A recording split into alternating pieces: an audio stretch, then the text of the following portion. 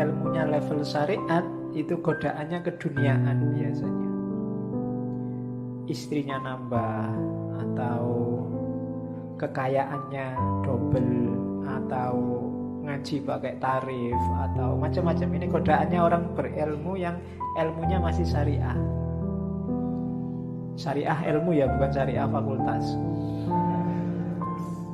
Jadi syariat ilmu lahiriah tadi itu biasanya digoda oleh materi.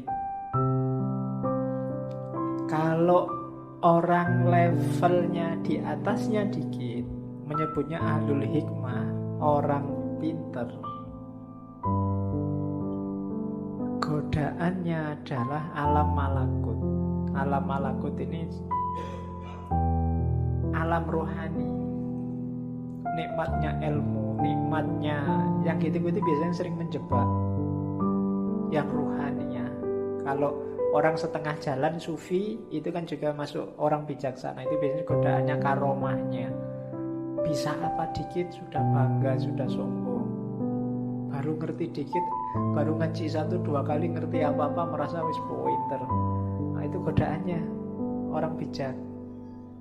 Jadi biasanya tergoda oleh alam malakut, dunia abstrak, dunia metafisik. Kalau ada orang lain, itu orang levelnya masih materi, ilmunya masih ilmu duniawi. Ilmuku lo ilmu akhirat, ilmuku ilmu metafisik, filsafat kelas tinggi dan seterusnya. Itu godaannya orang pinter. Godaannya ahli hakikat itu sifat-sifat ilahiyah, membanggakan dirinya sendiri. Aku kok bisa kayak gini ya. Berarti ini rasanya ekstase itu. Orang lain belum ngalami, aku sudah ngalami. Itu godaannya sudah. Terjatuh dalam kesombongan, kebanggaan diri. Sama jatuhnya juga pada egonya. Jadi yang satu digoda oleh materi, yang satu digoda oleh metafisik, alam malakut, dan yang satu digoda oleh sifat-sifat ketuhanan, sifat ilahi. Jadi orang baik terus kagum, kok bisa ya aku sedermawan ini. Itu penyakit sudah. Nggak nyangka loh aku bisa sholat malam rutin sekarang. Wah, kok bisa ya aku ikhlas gini, semua hartaku tak kasih, ada temenku tak kasih. Loh, itu penyakit. Itu godaannya para saleh. Siapa saja yang merasa puas pada salah satunya, saat itu juga dia mandek. Mandek itu apa? Ya berhenti di situ dia. Yang syariah, orang berilmu berhenti di materi. Para pejalan kaki, para filosof ahli hikmah berhenti di alam malakut. Dan ahli hakikat yang sudah puncak berhenti di alam sifat-sifatnya ilahi. Semuanya belum nyampe, berhenti di sana.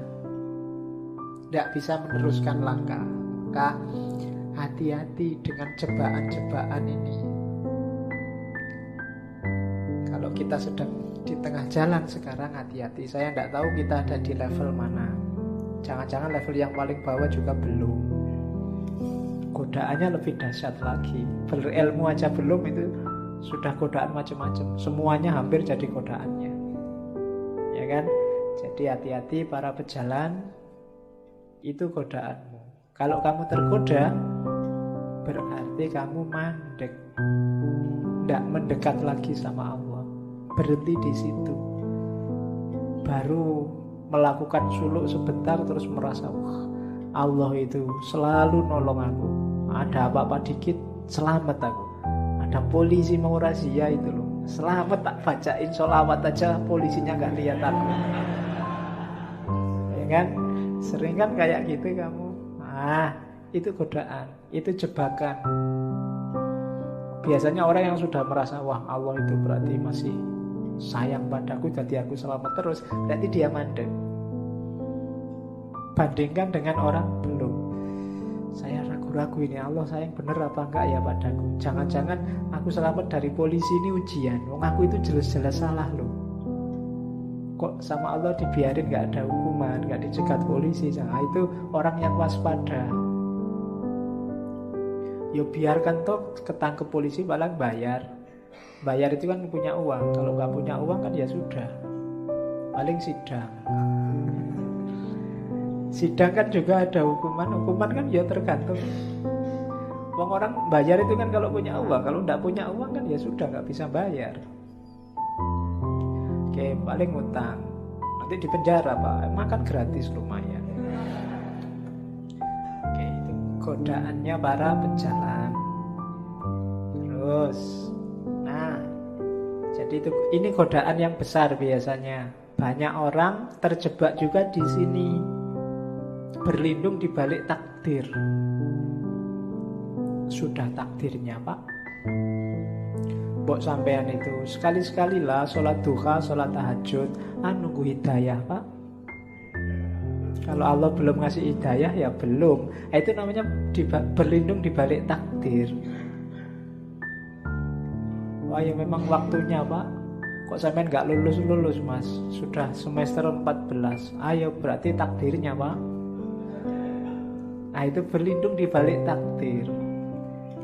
Katanya Syekh Abdul Qadir Jailani tidak boleh berlindung di balik takdir. Berlindung di balik takdir itu kan bahasa kasarnya mengkambing hitamkan Allah.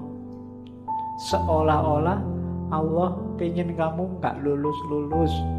Seolah-olah Allah pengen kamu males sholat. Seolah-olah Allah pengen kamu kacau hidupmu. Itu namanya berlindung di balik takdir. Sama-sama dapat takdir jelek, katanya Syekh Abdul Qadir Jailani. Coba lihat bedanya antara iblis sama Adam. Dua-duanya dapat takdir jelek. Yang satu dijadikan musuhnya manusia sampai hari kiamat, yang satu diturunkan derajatnya dari surga ke bumi. Kalau iblis, itu ceritanya Syekh Abdul Qadir Jailani. Waktu ditanya, kenapa sih kok nggak mau sujud pada Adam yang bikin Allah murka? Katanya iblis, itu kan takdirnya Allah.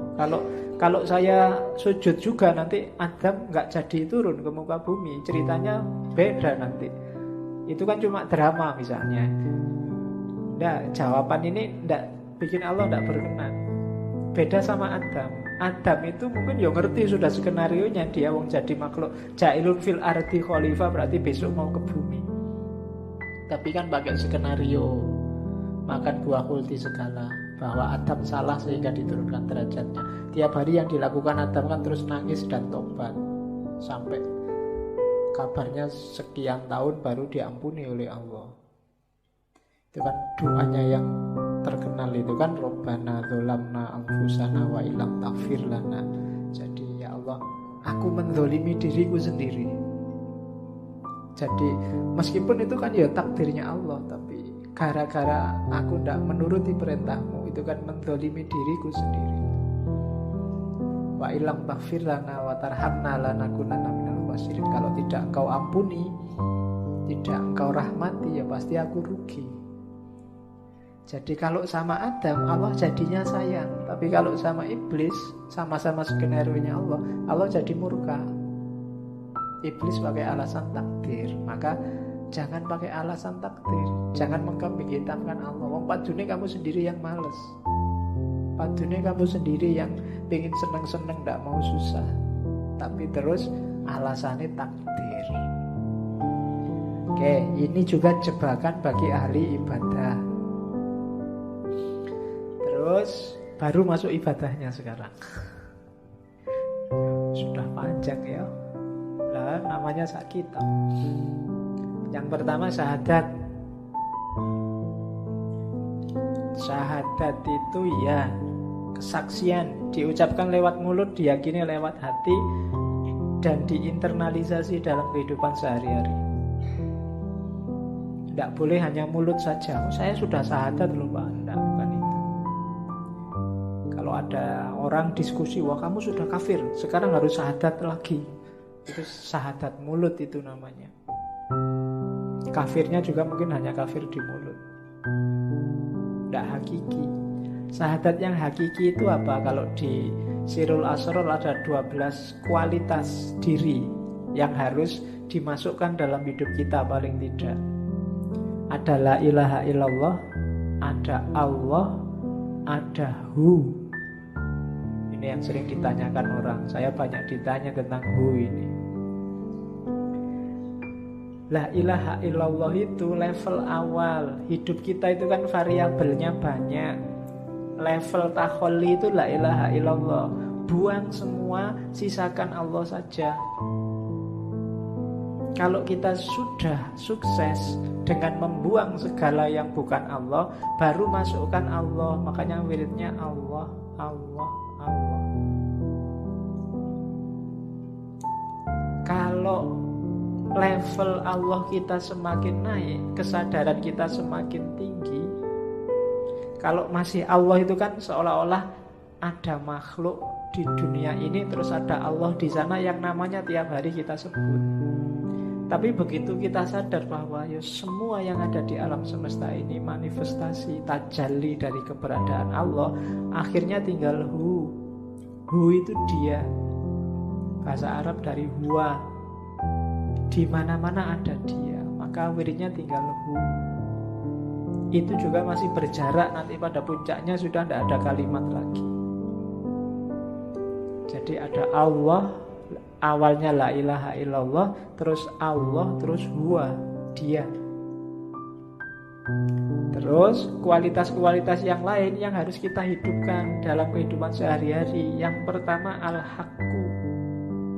Kita harus, Allah itu maha kebenaran, dan kita harus menghidupkan kebenaran dalam hidup kita. Orang yang hidupnya memilih jalur bukan jalur kebenaran, berarti dia keluar dari syahadat, keluar dari kesaksiannya bahwa satu-satunya yang layak disembah hanya Allah. Yang kedua hayyun, maha hidup.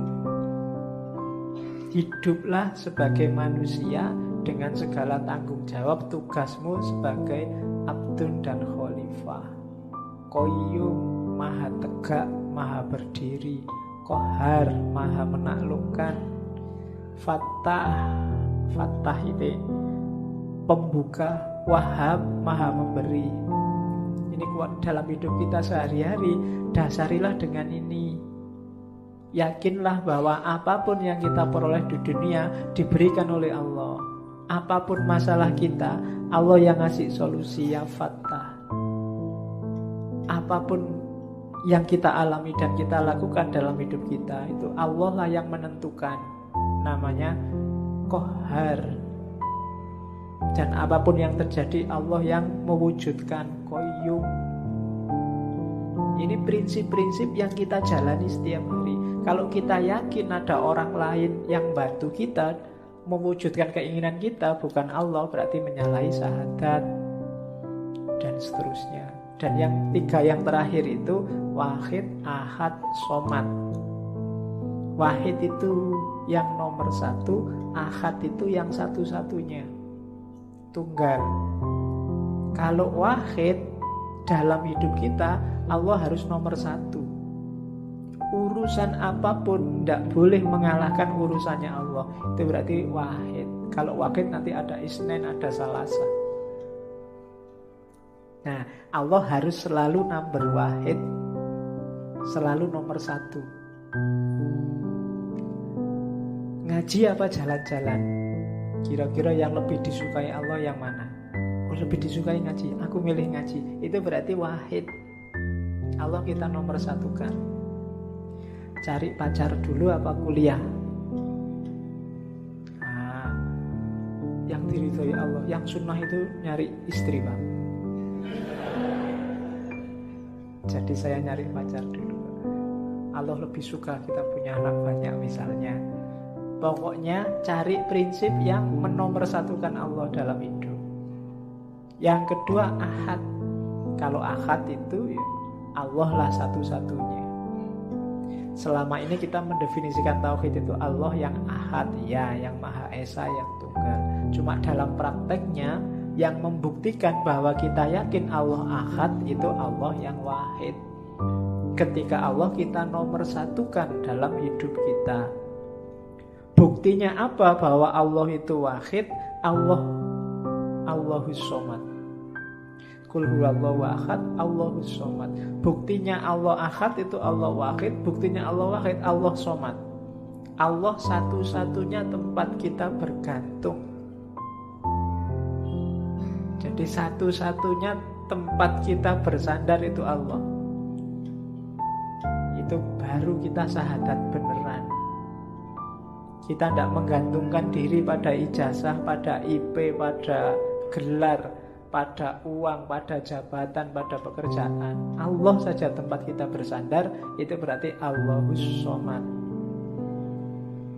Ini kualitas syahadat nomor 1. Mengucapkan syahadatnya gampang, cuma implikasi dan konsekuensinya panjang. Kalau sekedar asyhadu alla ilaha illallah wa asyhadu anna muhammadar rasulullah saja gampang. Tapi dari situ kan konsekuensinya panjang. Jadi diucapkan lewat mulut tapi juga diinternalisasi dalam hati, diwujudkan nanti dalam perbuatan. Wahid, ahad, somad, hayyun, qayyum, qahar, dan seterusnya. Itu yang syahadat. Terus bersuci. Kalau ini simpel teorinya. Yang kita sucikan 2, lahir dan batin. Sebelum kita sholat ada bab namanya toharoh. Ingatlah kalau kita sedang wudhu toharoh, itu yang disucikan lahir. Sucikan juga batinmu.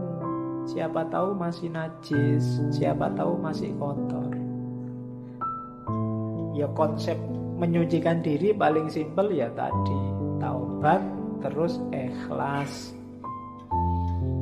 Cuma prosesnya panjang. Kadang-kadang untuk penyucian batin orang butuh guru.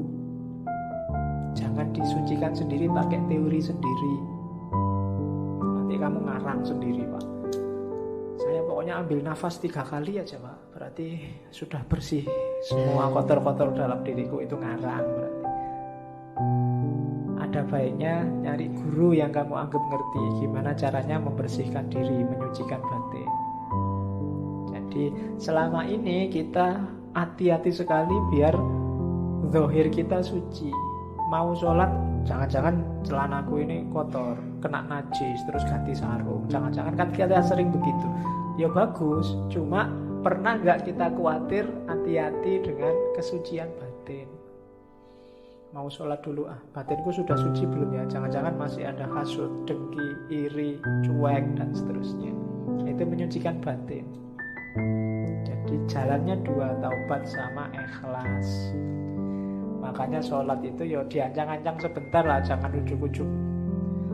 Apalagi jamaah, imamnya sudah mau rukuk, datangnya telat, ujuk langsung sholat. Ya ambil nafas sebentar, konsentrasi, bersihkan. Kalau lahir kan sudah, bersihkan batinnya. Sadari bahwa ini sedang berhadapan dengan Allah. Ya tidak usah tegang. Tapi juga kalau bahasa agama itu kan sholat itu rumusnya 2, khudu sama khusyuk.